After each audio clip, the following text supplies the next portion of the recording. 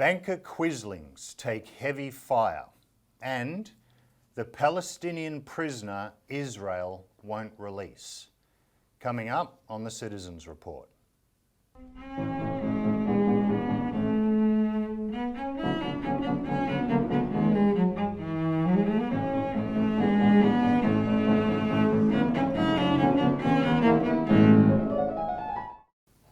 Welcome to the Citizens Report. It's October the 16th, 2025. I'm Benjamin Pearce, and joining me in the studio, it's Citizens Party researcher and writer Richard Bardon. Welcome, Richard. Thanks, Ben. On today's show, we will be presenting a series of questions that One Nation Senator Tyron Whitten and Green Senator Nick McKim asked of representatives from the Treasury and ASIC that were hard-hitting.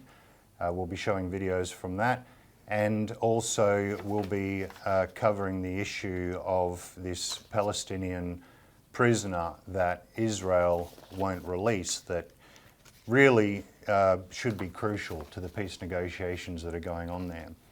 But before we get started, please like the video, share it as far as you can, hit the subscribe button and ring the notification bell so that you're informed of when we do publish videos. We publish the Citizens Report once a week, but also publish other videos at other times. So ringing the notification bell will keep you informed as to when we do publish videos, and comment below. It helps the algorithm, and as you no doubt will note by the end of this show, the issues that we'll be presenting today are of critical importance to all Australians, concerning our sovereignty first and foremost, and the further these issues are communicated, the better off it'll be for all of us. So to start with, we will be giving an update on Dan Duggan and his case to have the extradition to the United States overturned. Now, that case has begun today. It's going as we speak. We will look at providing updates along the way and possibly in next week's show, depending on what happens.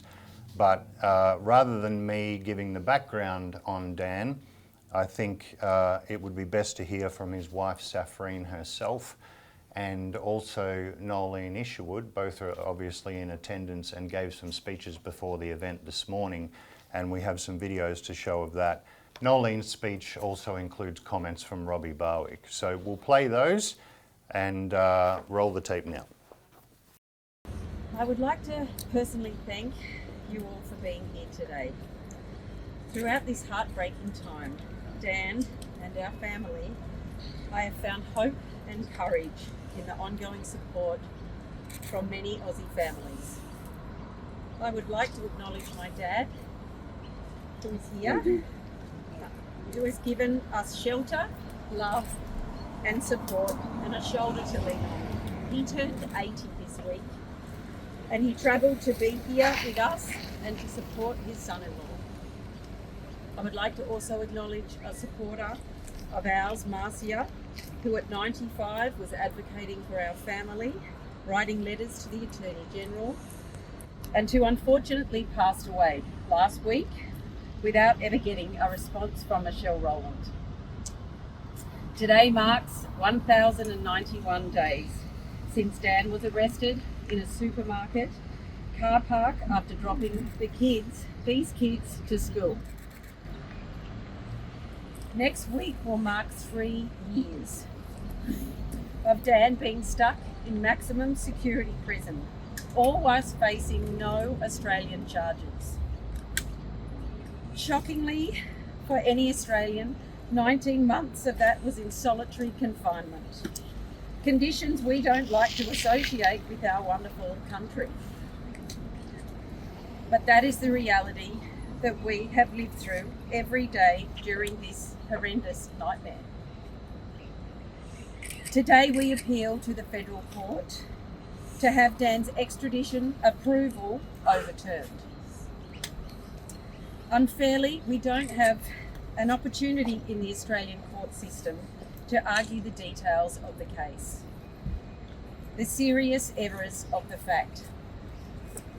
We can only argue about the errors made during the extradition process. And there were a number of serious errors that clearly show that Dan, the Australian citizen and father of 6 children, was not treated lawfully. Our Attorney General could set Dan free at any time.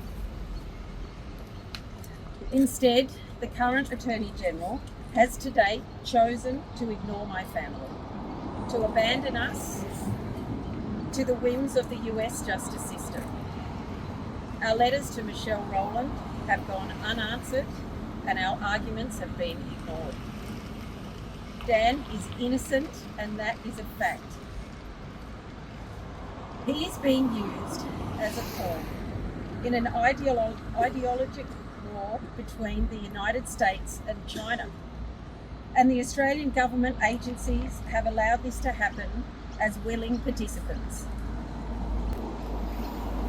It has been 3 years and I struggle to comprehend how this could happen in our country to our family. How in Australia could our government mistreat our family, mistreat my husband, and who chose this country to be his own, and in what has been a clear breach of his human rights and Australia's obligation under the United Nations. My husband broke no Australian law and he was an Australian citizen when the alleged pilot training occurred. As a nation, we need to protect the rights of all Australians, our citizens, from overreach from foreign nations and to bring Dan home. My hope for today is that justice and fairness will prevail. Thank you. Let me say what an honour it is for my husband, Craig Isherwood, who's a co-founder of our party, the Citizens Party, and myself to be here today. And we're representing a great many people from all across this nation who are outraged at what has happened to Dan. And I'll say a little bit more about what we've done to try and bring his cause and the injustice of his case to the Prime Minister and the Attorneys General. But first of all, I wanted to bring special greetings from our National Chairman, Mr. Robbie Barwick, who's really led our campaign for Dan. He's overseas right now, but he asked me to make sure that I express in his words the message that he would like to deliver. So he said, "I would dearly love to be there today to support Dan and his family. The Duggans have been betrayed by their own government, licking the boot of a foreign power. So I feel deeply it is the responsibility of their fellow citizens to stand up for them, because by so doing, we are standing up for Australian sovereignty." The Citizens Party started advocating for Dan from the time of his arrest in October 2022, without knowing all the details. And we did that for one reason. We knew that in the political climate at the time, in which the US-funded think tanks and the US-owned media had incited anti-China hysteria, really not seen since the McCarthy era, that he would not receive a fair trial or a fair go. When Dan did the training for which he's been indicted, Australia and China had been conducting joint military exercises for 2 years and would continue doing so until 2018. In 2012, China started participating in US Navy exercises. In 2014, Chinese President Xi Jinping visited Australia, addressed our parliament, and signed a comprehensive strategic partnership with none other than Tony Abbott. So, when Dan Duggan was training Chinese test pilots in aerodynamics in a 1960s aircraft in South Africa in 2012, he had zero reason to view Chinese people as any sort of enemy. By 2022, the political climate was very different. On Anzac Day that year, then Defence Minister Peter Dutton declared that Australia must prepare for war with China. And the US and Australian governments and the media have conveniently exploited that change in the political climate as a smokescreen to cover the shocking reality of what they're doing to an innocent man and his family. Dan's case is a matter of national sovereignty. The Australian government is assisting the Americans to scapegoat Dan for the US agenda to confront China and for AUKUS. Because as Malcolm Fraser declared in his book, Dangerous Allies, Australia is not a sovereign country, but is subservient to the USA and the UK. That subservience goes as far as deliberately twisting the law by resorting to retrospectivity to ensure an Australian citizen qualifies for extradition to the United States. Australians should denounce the Americans for what they are doing to the Duggan family and the pathetic bullying way in which they are doing it. The caveat on their house, preventing them from selling it to pay Dan's legal costs, has forced the family to fight with their hands tied behind their back. But we as Australians should direct most of our anger at our own government for betraying its own citizens to accommodate the US demands. The lesson of Dan Duggan that should terrify all of us is that if the American government is coming after you, your government won't protect you. Whatever happens today, I urge everyone here and around the nation to continue to support the Duggan family, not just because of their heartbreaking situation, but to fight for the sovereignty of Australia that our government has given up to a foreign power. This is a fight for what is good and right and just and fair. It's what we all hope and believe our nation should stand for. Okay, so it's also worth noting that Kathy Vaughan of Consortium News also gave a speech at that event. She interviewed Safreen on Consortium News on YouTube several days ago, and that's worth watching as well. We'll include a link at in the description box below where you can go along and watch that video. It's also worth noting that Michelle Rowland, who is the current Attorney General, has not changed position on the extradition of Dan Duggan because it's never been a legal decision. It's entirely a political one to sacrifice an Australian citizen to a foreign political agenda. And I'll also add that Nolene's speech continued beyond what you saw in that video there.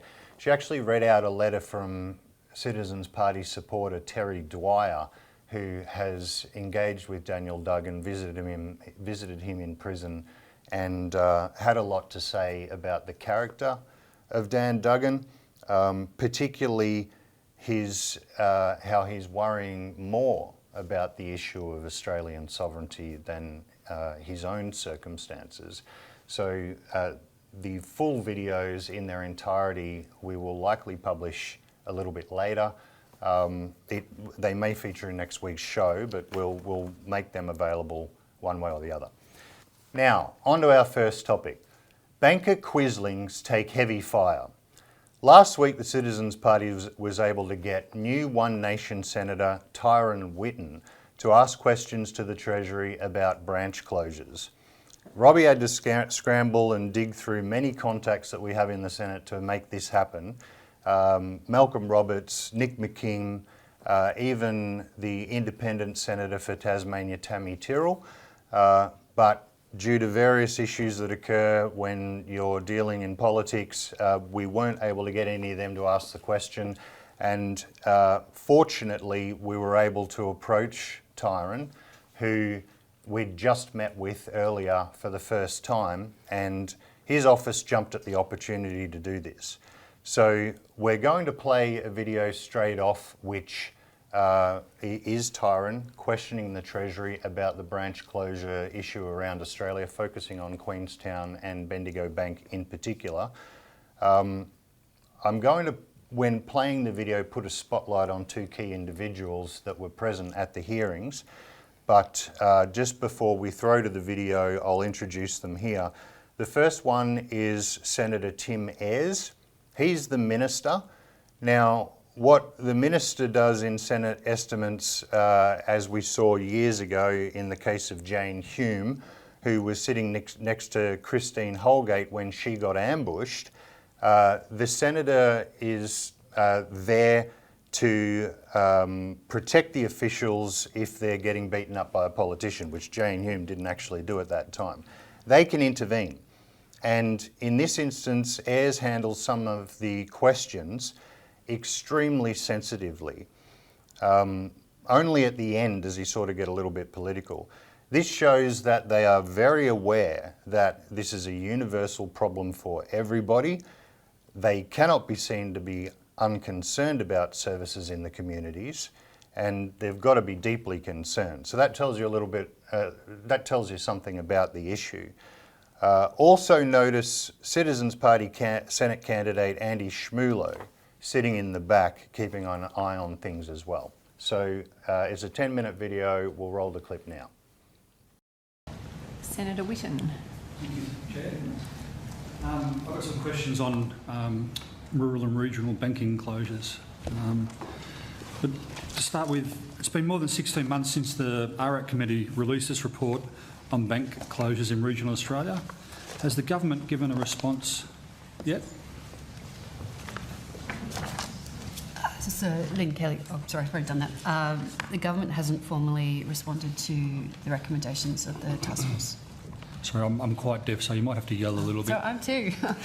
No, the government hasn't formally responded to the recommendations of the task force. However, the government has taken the recommendations in consideration in a number of the initiatives that have been announced subsequently. For instance, there was an announcement in February the government made around a moratorium on major bank branch closures in regional and remote Australia. Likewise, the government announced in February commitments from the majors to renew their contracts with Banker Post. Yep. Likewise, I'll come to that if that's okay. Okay. Yep. The RAC report recommended an expert panel be commissioned to investigate the feasibility of establishing a government bank.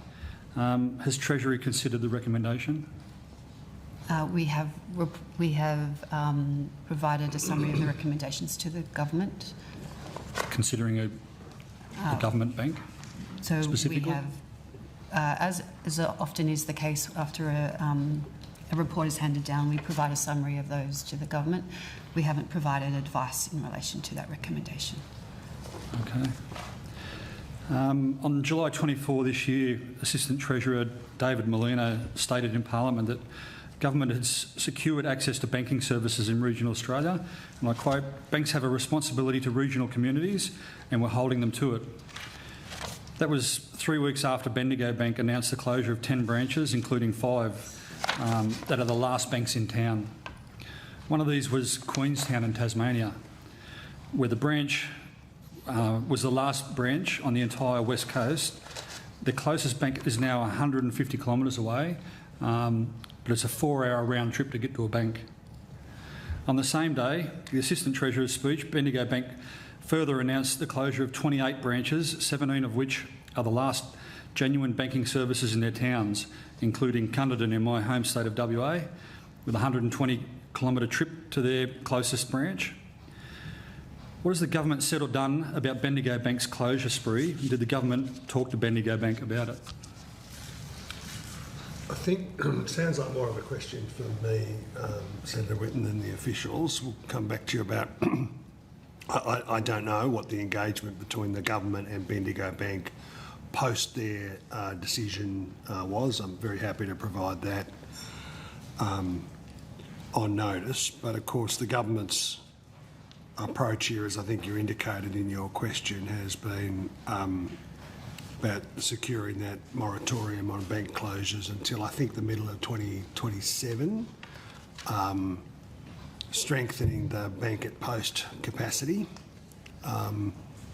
Could you But we're absolutely aware that not only is there a question in regional communities where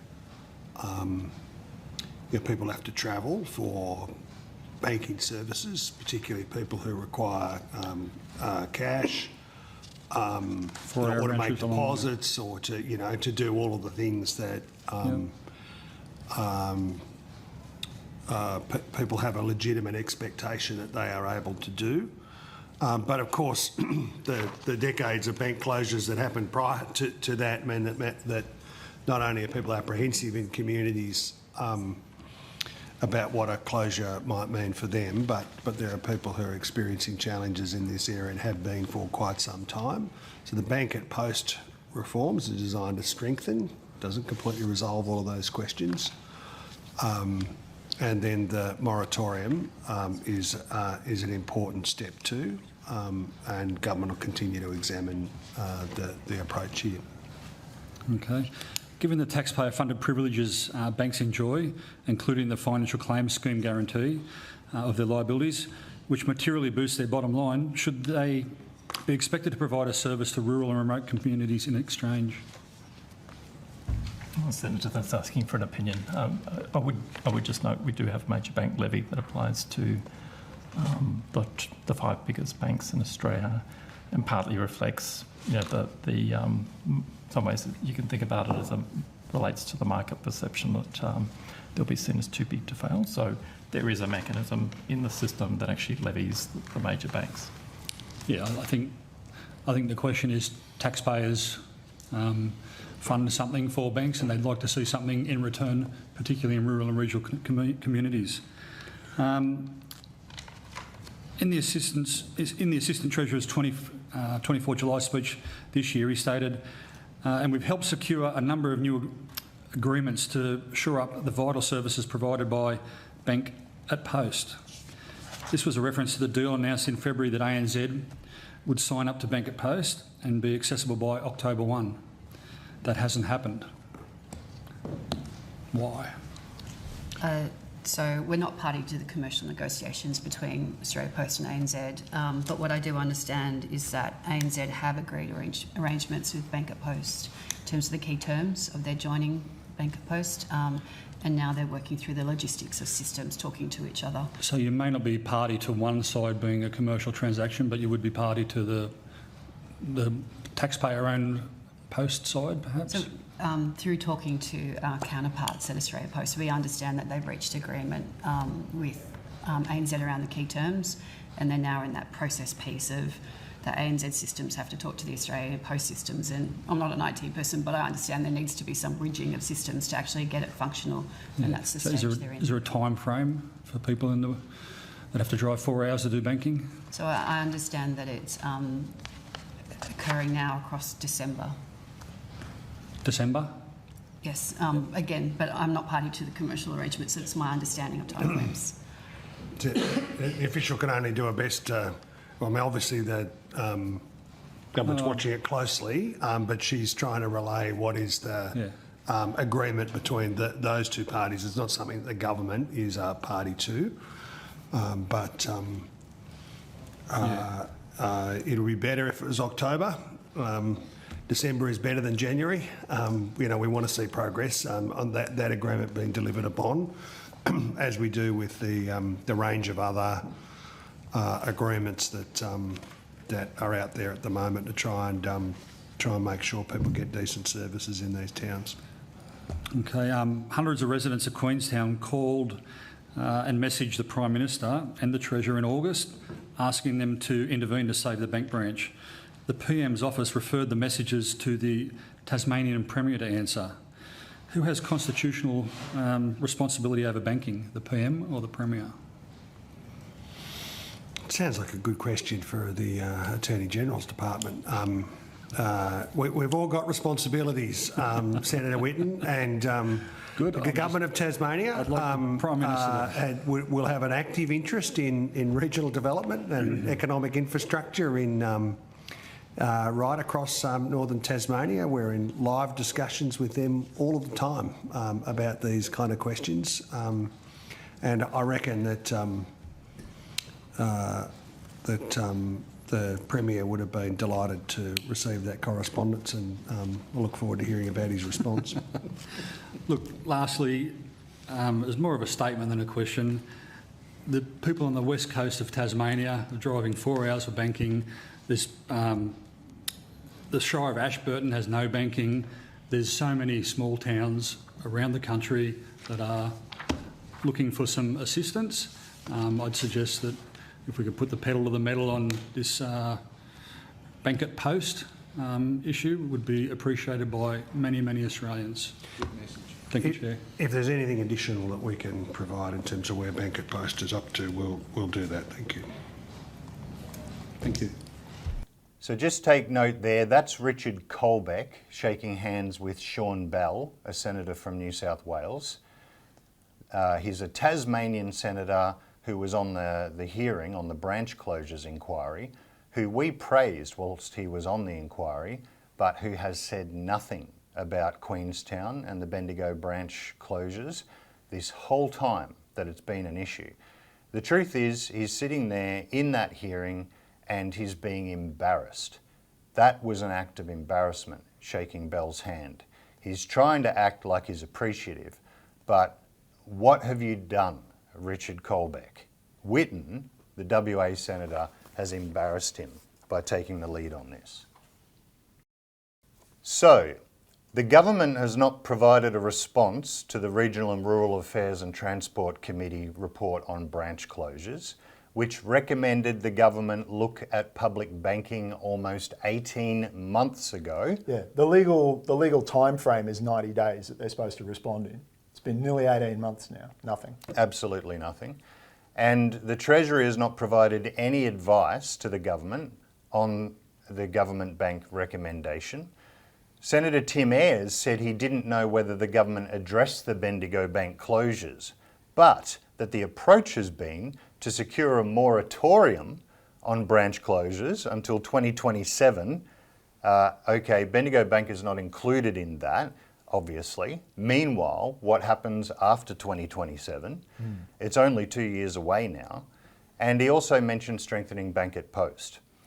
They dodged the question about bank obligations to the community, given the taxpayer support that the banks receive. They couldn't provide a timeline for ANZ to be brought onto Bank at Post because it's a commercial arrangement. And Whitten, at the end, makes the comment, so many small towns are looking for banking assistance, we really need to put the pedal to the metal on the Bank at Post issue. So it was a good line of questioning from Senator Whitten. We didn't have time to brief him in full on the particulars beforehand about the Bank at Post issue and about the postal bank solution in full. So this is a good start for him, but he did get bogged down a bit in the Bank at Post issue toward the end there. Not sure if he was fully aware of the difference between that and a postal bank just yet, but it's a good start, and there's obviously good chance for further collaboration with him and to work with him on that. Yep. So later in the day, in the same Senate Economics Legislation Committee hearing, Nick McKim had some hard-hitting questions for ASIC regarding the $240 million fine that ANZ received for unconscionable conduct. Yeah, so this is a Greens senator, for anyone who doesn't know. That's right. The four matters ASIC has filed against ANZ concern acting unconscionably in its dealings with the Australian government whilst managing a $14 billion deal and incorrectly reporting its bond trading data to the Australian government by overstating the volumes by tens of billions over almost 2 years. Lying to get the contract. That's it. To sell the bonds. Yep. Failing to respond to hundreds of customer hardship notices, in some cases over 2 years, and failing to have proper hardship processes in place, making false and misleading statements about its savings interest rates and failing to pay the promised interest rates to tens of thousands of customers, and failing to refund fees charged to thousands of dead customers, I shouldn't laugh, sorry, and not responding to loved ones trying to deal with deceased estates within the required time frame, which was one of the things the banks had been exposed for that came out of the Royal Commission. Yeah, it's Groundhog Day with these people. I'll let Nick McKim's questioning do the speaking for the moment, and we'll comment afterwards. But it's also important to note that Andy Schmulo had input into these questions. The Greens tend to ask them in their own words, but this also absolutely involves the Citizens Party's work. Roll the tape.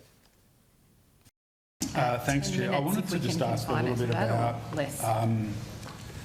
ANZ's misconduct. I'm aware of the fact that you've given evidence to another parliamentary committee on this recently, but could I just ask, so the $240 million fine that you've sought to have imposed on ANZ for serious misconduct matters, is it right that the maximum fine that you could have sought was $3.3 billion? It may have been, Senator. I don't have the figure in front of me. What I can say, though, is the way that the penalties work under the Corporations Act is that yes, there are very significant penalties there. It depends on the number of contraventions, so you multiply the number of contraventions by the maximum penalty. I think we've got to the point frequently with matters that the maximum penalty is so high as to be almost meaningless. And so the things that guide penalty, there's a range of factors that are included in the legislation and in the jurisprudence about the factors that you take into account. But in many of the matters that we take to court, if you added up every single misleading statement to a consumer on a website, certainly the penalties can be, in the billions of, the maximum penalty, could be calculated to be of a significant magnitude. Yeah, thank you. I mean, it's an interesting words that you use, almost meaningless. I mean, some might argue that $240 million is pretty meaningless to ANZ. For example, it's less than 4% of the profit that they recorded in the last financial year. How did ASIC arrive at a decision to ask for this $240 million fine, which I'm happy to put on the record is basically parking meter change to the ANZ for incredibly significant episodes of misconduct? I think Mr Longo's described it as grubby and unacceptable. So how did ASIC land on the $240 million figure, and did you have any communications with the ANZ before you lodged that application? So, Senator, the penalties that ASIC is... First, I think we need to be clear that these penalties are yet to be imposed by the court. And as Mr Zavundra was saying a moment ago about an independent arbiter, the court will bring its own diligence to the matter and determine whether or not the penalties being submitted by ASIC and agreed to by ANZ are sufficient. We consider these to be very substantial penalties, whether you consider them in total or individually, but $240 million across all four matters is by far the largest penalty ASIC has ever sought against one entity. Pretty serious misconduct. It was very serious misconduct, Senator, and in our view, the size of the penalties, which, as I say, are really a magnitude above any penalties imposed against one entity under the ASIC legislation reflects how seriously ASIC took this matter. But Ms Court, I mean, I guess, I'm sorry to interrupt, but like they made $6.5 billion last year. Do you think they're going to be worried very much about a $240 million fine? Like, do you honestly think that that's a disincentive to a corporation the size of the ANZ? And remember, this is all post the Banking Royal Commission, yes, right? Like, this is outrageous corporate behaviour. It's a gross and egregious failure, at the very least, a gross and egregious failure of their corporate responsibilities. It is, I totally agree with Mr Longo, it's grubby and unacceptable. I just don't think $240 million is going to scratch the surface of their grubbiness and their unacceptable behaviour. And honestly, I don't believe it's going to be a disincentive. I think we're going to be back here again in a year or 2 or 3 years. We've had the Banking Royal Commission, we've had a slap on the wrist with $240 million. Honestly, it's not enough. This corporate misbehaviour has got to stop. And honestly, I think ASIC's got to play a far stronger role in terms of these recommending much higher penalties to the courts for behaviour like this. And I think I'd speak on behalf of a lot of Australians when I say that. I think, Senator, we understand and agree with the sentiment of what you're putting to us. We also are of the view this was egregious and unacceptable conduct. I think, though, it's important to recognise that we're operating within the parameters of the current legal regime that we have. It may be worth reflecting that I think it was just last year in another unconscionable conduct matter against a major bank, the maximum penalty that was able to be imposed at that time was $1.8 million. We've now gone up to more than $80 million. And one of the things I think it's fair to say that ASIC has been doing in recent years is working very hard to get the penalties imposed against major financial institutions significantly increased. And I think with respect to that, we're making some very good progress in that regard. There is always work to be done, and these are very large financial institutions with, as you say, very significant profitability, but the size of ANZ and its financial circumstances and the history of contravening conduct that you've drawn our attention to were some of the reasons that we felt that a penalty that was of a very significantly higher magnitude than any previous penalty against a single institution was warranted. And perhaps I could go on to say, Senator, that if it is the case that this penalty does not send a specific deterrence message to ANZ, which is, as you may be aware, the purpose that the courts have articulated for why penalties are imposed. It's for deterrent purposes.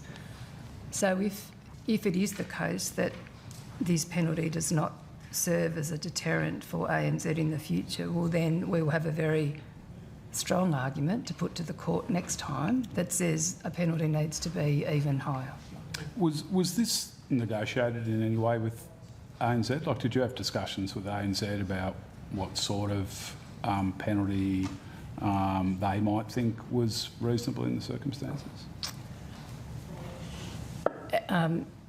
Senator, as is often the case with parties when we come near to the conclusion of an investigation and we make those parties aware that ASIC is proposing a litigated outcome, then we do have, without prejudice, discussions. That's in the normal course. It wouldn't be appropriate for me to divulge the nature of the discussion. Suffice to say, ASIC formed the view as to what the appropriate penalties were for the various contraventions here. I have to say it's an art, not a science, but we have a range of other matters, determined matters, both contested and settled, and so we formed the view that these amounts were appropriate given the nature of the misconduct that we were investigating. All right. So, Mr Longo, when my colleague Senator Pocock asked at the Corporations and Financial Services Committee why ASIC hasn't held executives or directors to account for the grubby and unacceptable behaviour. You indicated, paraphrase you here, that you're going to defer to ANZ's own internal remediation program and wait to see how that went. And if you think that's an unfair paraphrase, I'll offer you the opportunity to correct me. But I mean, isn't it the case that until individuals, like a corporate fine, such as the one that you've sought to have imposed in these circumstances, is one thing, but you do have capacity to sanction individuals for these failings, or you have the power to impose or vary or revoke an entity's financial licence. So why have you chosen not to sanction any individuals? And secondly, why haven't you used that power to, for example, ban ANZ from being contracted as a duration manager with the Australian Office of Financial Management for a period of time, to actually hit them a bit more where it hurts, Mr. Longo? Well, I'll take that last one because it's the easiest one to deal with. It's AOFM, Australian Office of Financial Management. As far as I know, they've made it clear to ANZ their business, they're not going to be doing business with ANZ. But that's a matter entirely for AOFM. I don't have any power of AOFM. They can make their own decisions. No, that's right, Mr. Longo, but just to be clear... and I don't have the power to ban ANZ from being a duration manager for AOFM. You do. No, you do have that power. Senator Kim, you're at 10 minutes. Yeah. Okay, sorry, but if we could just clear this up. So AOFM doesn't have a specific power to ban an entity from receiving contracts, but ASIC does, is my understanding. With all due respect, ASIC does not have that power.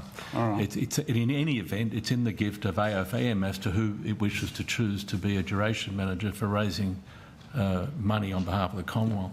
As far as going after individuals are concerned, again, it is not in ASIC's gift to simply say to impose sanctions on individuals. As I explained before PJC, we live in a situation of the rule of law, and in the situations of the subject of these 4 proceedings, many hundreds of individuals were caught up in what went wrong. And so in circumstances where we can clearly sheet home responsibility for the whole of the alleged misconduct against 1 or 2 people, then ASIC has run cases like that against company directors. But in the case, perhaps I could be allowed to finish. In the case of ANZ, these matters took place over a long period of time. There were many, many individuals involved.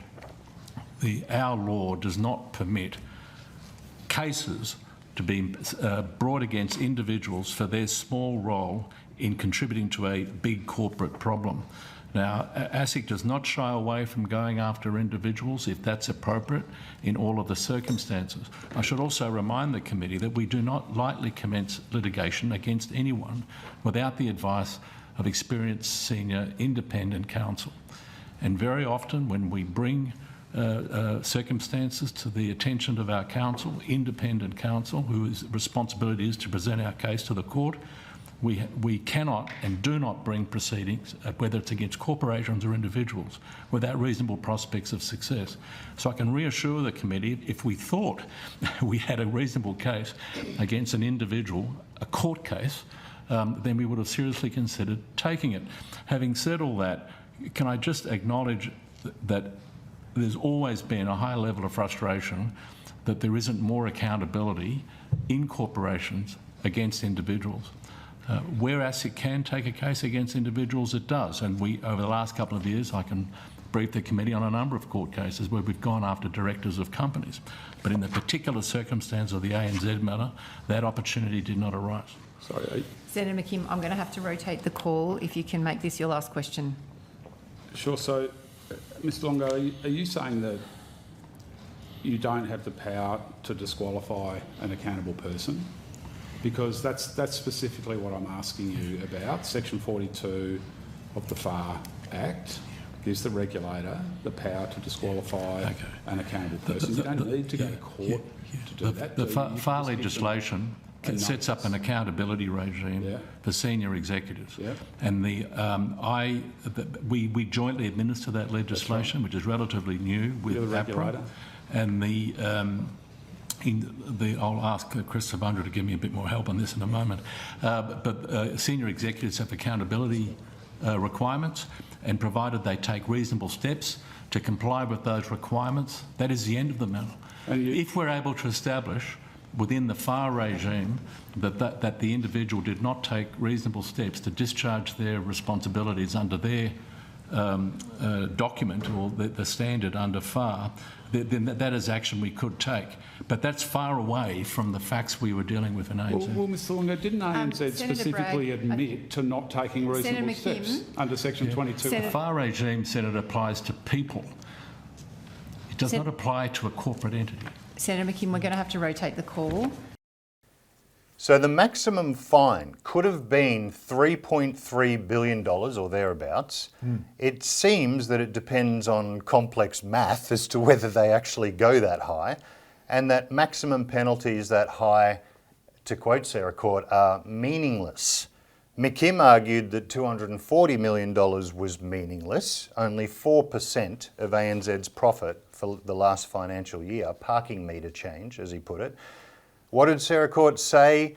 We think they are significant. It's the largest fine ever. Like, woohoo. Yeah, so what? Yeah. It just means you didn't fine them enough before. Yeah, exactly. McKim's response to that was, this is outrageous behaviour for post-Royal Commission banking and won't stop that behaviour. Court just talked about the progress ASIC has been making and reasserted that the penalty was severe and appropriate. I mean, if it doesn't work this time, then we will have a strong argument and the penalty should be higher then. Yeah, if they do it again, well, they've already done it again. This was again. This was the second or third again, and now you're waiting for another one. Yeah. Yeah. It's, I mean, you know, talk about covering for the banks there. So also regarding holding individuals accountable, what Andy explained later is that every organisation like ANZ is required to have an accountability map. So yes, there's hundreds of executives, there's thousands of employees, but there's a map that says that that's the chain of command. It identifies who's responsible, who's accountable for each division, etc. So you don't get to hide behind saying, oh, there's hundreds of people involved. Yeah, but a much smaller number of people who are accountable. What do you do about them? Yeah, this is like any large organisation, a company, a military, a political party has a defined chain of command. It has to. And so what the law says is that because they use this, what Andy explained, is because they use this thing about, that you can't, what Sarah Court's doing is missing the trees for the forest when they choose to, and then they turn around and say, oh no, it's just this whole forest, we're not going to look at the individual trees. And then they turn around and do the opposite when it suits them there as well. You know, when it's the entire industry, then they'll go and make an example of one or two individuals. So they just pick which angle they want to look at it from, right? Like one of those magic eye pictures. I tell you what, the more they do it, the more obvious it becomes. But I mean, at a certain point, you stop looking at the individual case and you've got to look at the conduct of the whole industry, right? I mean, that's what happened during the Royal Commission. Well, that's what it was supposed to be for. Yeah. And then, of course, where are the major parties in all of this? There were Labor and Liberal senators present at that hearing, and what were they saying? Absolutely nothing. This was one nation, it was the Greens, it was the minor parties, as always, asking the tough questions with Citizens Party involvement. That's where the real opportunity for change comes. So on that note, we can't do it without the support of the people watching this show and the thousands of people around the country that do support the Citizens Party. So we're on a membership drive at the moment. Join the Citizens Party, help us to actually continue to do this work. There's a link in the comments box below. Membership for a year is $30. We're looking to get the Citizens Party registered in every state at the moment, and becoming a member of the party can help us to do that. So click on the link, become a member, and help us do more of, produce more results like what we've seen in the Senate at the end of last week, and keep informed with what we're actually doing via the Australian Alert magazine. This issue and the one we're about to talk about is covered in this magazine and a whole lot more, and in far more detail. Reading this every week keeps you informed. It helps you to engage in these campaigns, and it helps fund the Citizens Party so that we can do the work we can do. And then, of course, make a donation as well if you're able to do that. But for the sake of time, we'll move on to our second topic now. One of the articles that we did cover in the Australian Alert this week, the Palestinian prisoner Israel won't release. You can read about it more in the Australian Alert service, but obviously we have phase one of the peace process in between Israel and Palestine underway at the moment. The where it's at the moment is the full-on bombardment of Gaza has stopped. The Israelis have already breached the ceasefire here and there, but so far it's holding from the Palestinian side. Hamas has released all of the prisoners that they were holding. There's a few other militant groups who were also are involved there, so it's not all Hamas. They're primarily a political organisation, actually. Yeah. But and Israel's already restricting the aid that it agreed to let in after about 2 days. Oh no, we're actually not going to let all of that in after all. So we're still, waiting to see if the Americans pull them into line or what happens. But yeah, so that's where it's at the moment. It's holding for the most part, and it's Israel that's breached it thus far. Yeah. There's a lot of talk in the media at the moment of how a number of the bodies that Hamas promised to return have not been yet, and that this is threatening the peace. But at the same time, I haven't seen any coverage of it, at least. The Israeli government has refused to release the most popular Palestinian leader. Yeah, and we're talking about a gentleman named Marwan Barghouti, who's, and I apologise for my pronunciation, I'm a bogan. This guy is, as you say, the most popular leader in Palestine. He's about 65, 67 years old now. Been around a long time, started as a political youth leader when he was about 15 years old. And when the media tells you, oh, Hamas doesn't want peace, Hamas doesn't want a two-state solution, Hamas doesn't this and this, Marwan Barghouti is the only guy who could possibly pull off whatever minuscule chance is left for a two-state solution, because the Israelis have flat refused. They've even put it in their laws, maybe even their constitution, that they're not going to accept that ever. So the West has to force them to, the Americans, basically.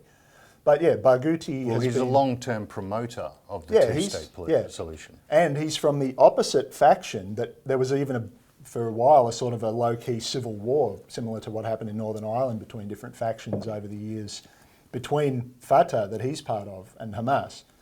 So, and yet Hamas demanded his release, and Israel used part of the deal was that they had, I think it was 5 vetoes, and he's at the top of the veto list. They are not letting this guy go because Israel doesn't want peace, and this is the guy, they call him the Palestinian Mandela, right? Nelson Mandela was in a similar situation, spent 27 years in jail. This guy's been in jail for, I think, 23.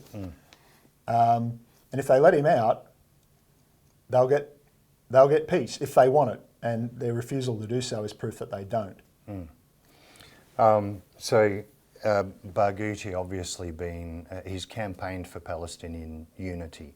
and is considered a crucial figure to doing so. So if you want a solution that's going to work for both Israel and Palestine, you would think that you would want a powerful leader on behalf of the Palestinians at the table negotiating for it in order to reach an agreement that's actually going to be beneficial to both sides. Yeah, and the reason he's in jail, because he was involved in the truces and everything that he was working with the PLO, the Yasser Arafat, the Oslo Accords in the late 90s.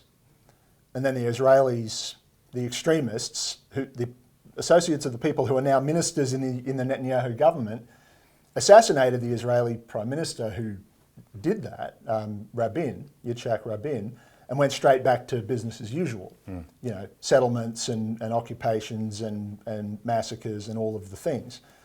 And they fitted up Barghouti. He's in jail for 5 life sentences, supposedly for orchestrating a terrorist attack that killed 5 Israeli civilians, which he denied. There's no actual evidence of that, and he's denied having anything to do with it.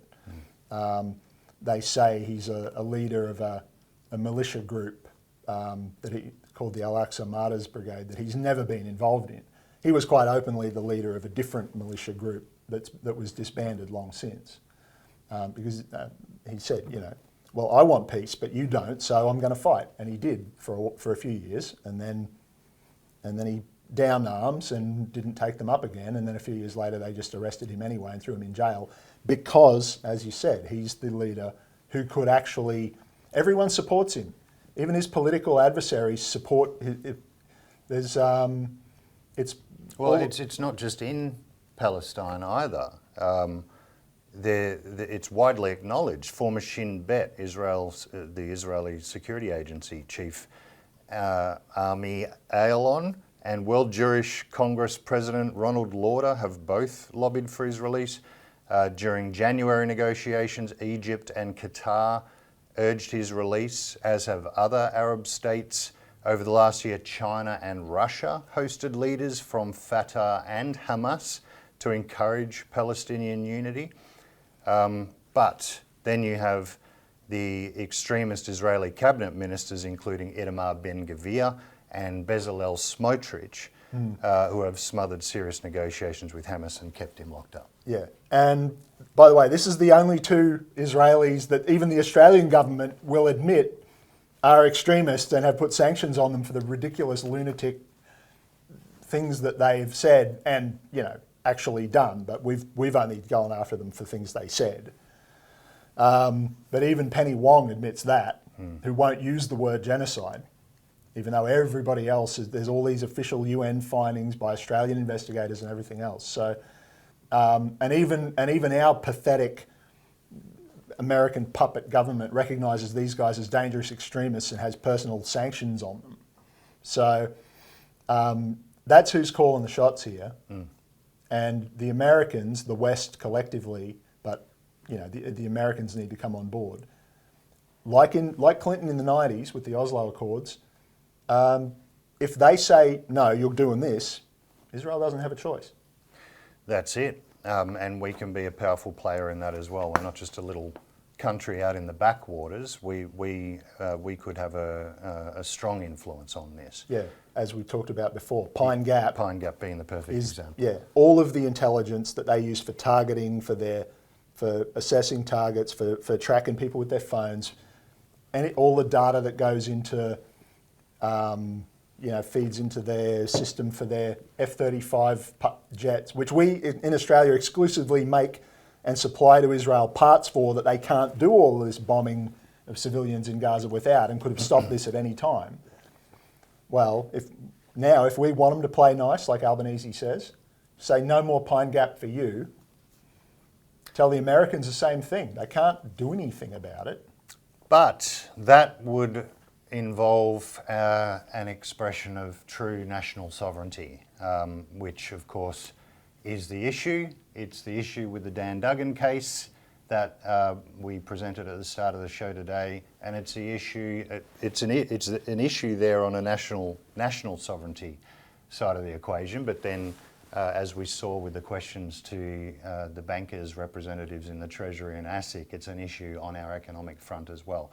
And only the Citizens Party is leading the campaigns to actually do something about that. So, as before, subscribe to the newsletter to keep yourself informed, become a member, and help us continue to wage the fight to the level that we already have been. And next week, join us for the Citizens Report then. Thanks, Richard. Thanks, Brent. See you next week.